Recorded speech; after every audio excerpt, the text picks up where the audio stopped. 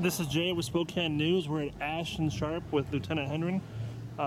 What's going on here? What happened tonight? Well, tonight we had an auto pedestrian accident. We had a single vehicle that was traveling southbound on Ash in the center lane. Pedestrian that was crossing from east to west.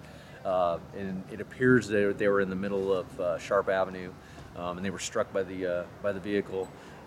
The pedestrian sustained severe injuries, life-threatening injuries, and paramedics and fire personnel responded on scene, began CPR, and did transport him to the hospital. And we're still waiting on an update on his condition.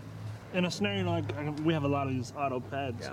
If you're halfway across the street, typically who's at fault? Well, it depends on whether you're in a crosswalk, and even when there's not a crosswalk, are you where a crosswalk's going to be there at the corner between the intersections. So part of it depends on where you're on the roadway. The other thing, even though a pedestrian does have the right of way to crosswalk, they also have to allow the motorist an opportunity to yield to them.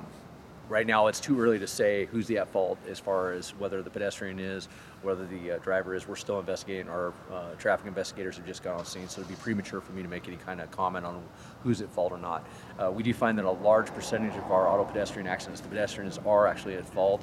We do find a lot of people will step out in the roadway where they're not supposed to, not give motorists the opportunity to yield.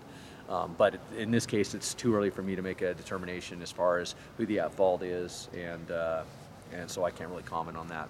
Is the driver in custody or suspected of under the influence? Or No, anything like that right now this there's no indication that the driver's impaired. The driver remained at the scene, was the one who called into 911, and so right at this point, no, we do not believe that it was a under the influence situation.